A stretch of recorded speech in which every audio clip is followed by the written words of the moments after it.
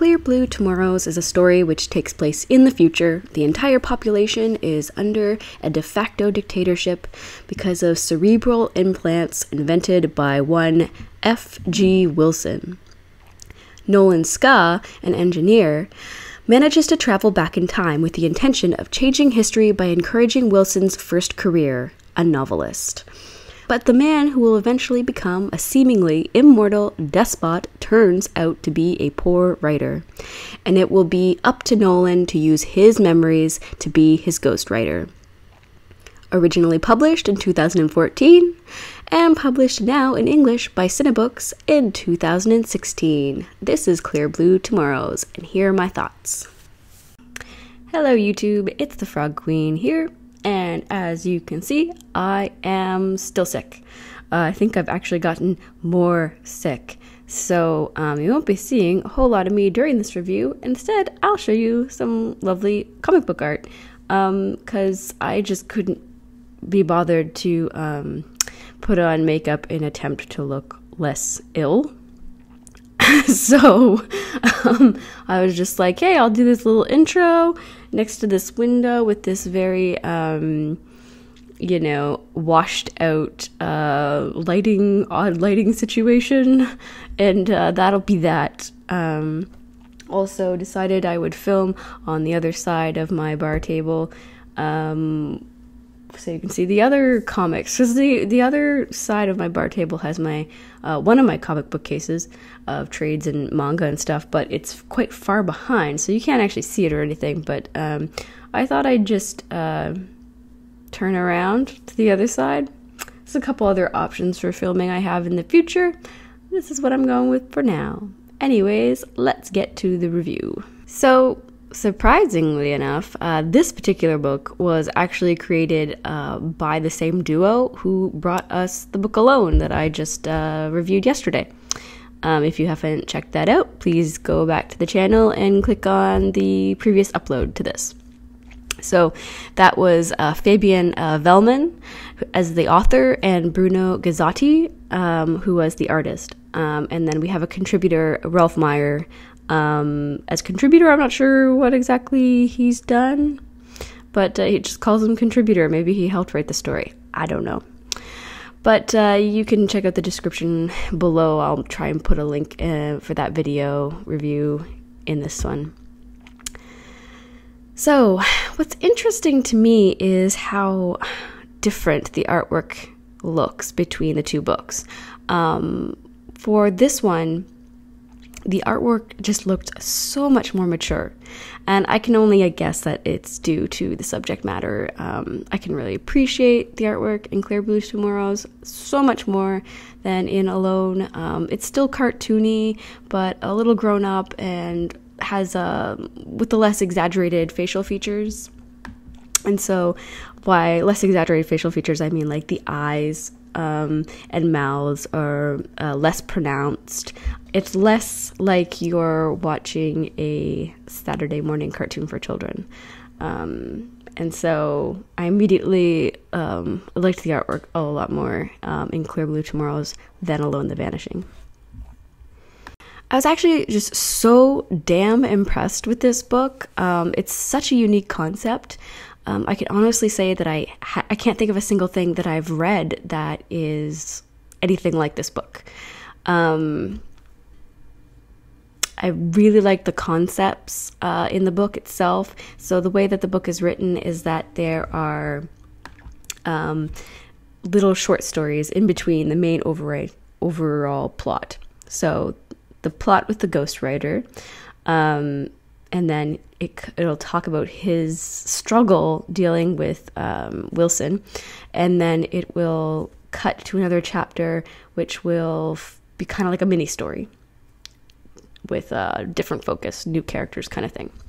All of the stories, these little stories, I guess, are supposed to be like the ones that the ghostwriter has written himself, but they are also kind of, I think, predicting the future, this future that he was trying to change. It's actually predicting that.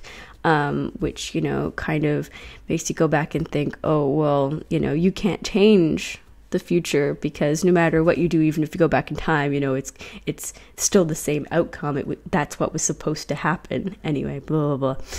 Time space continuum. Blah blah blah blah. Anyway, so these little extra stories are quite futuristic. So the one that I will speak of, which is my favorite one, is actually the first little short story, and it's the chapter called The 100% Method. And this story centers around a futuristic jail, which creates prisoners for life without the prisoners ever realizing it. So when someone's convicted of a crime, they go to this penitentiary where they're forced to watch this one soap opera every day. For several hours as a form of conditioning. This story follows one prisoner who is committed to breaking out. He knows what they're trying to do with the soap opera. They're trying to suck him in, and he doesn't want to be a part of it. And he knows that what keeps the prisoners in the penitentiary is their addiction to the television show. So even as he's trying to get out, he overhears the latest episode, and he looks over his shoulder, and he's catching himself, but he catches himself kind of taking interest in the soap opera by listening to the script. He catches himself, and then he just carries himself forward, realizing that he almost got sucked into the show and almost failed to escape the prison. The ultimate panel, of course, is at the end when the prisoner is shown as being completely free. And he's sitting in front of the television watching the same soap opera, and there's a few panels also showing other people in their homes watching the same soap opera, and it's so poignant, and it kind of speaks to that, and it kind of just speaks to the fact that maybe we're all prisoners of our televisions and the media that is fed to us. You have the choice to look away, but do you want to? That's kind of where it leaves you off. And so it's gaining compliance, I guess, out of the general public so that we don't go out and commit crimes or do anything extraordinary, I guess.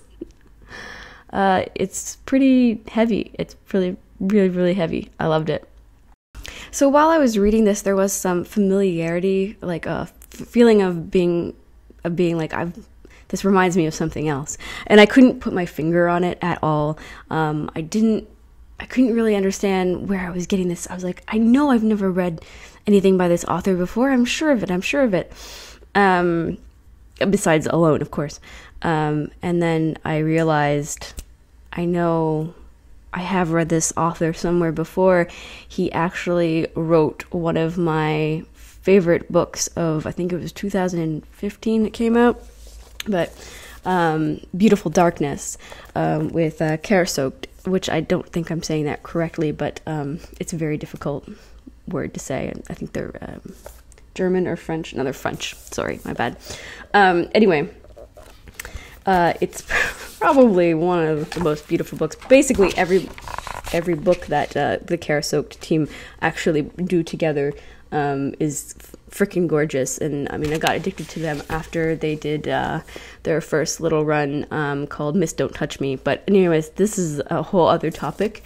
I will just focus on the fact that Fabian Wellman wrote this book.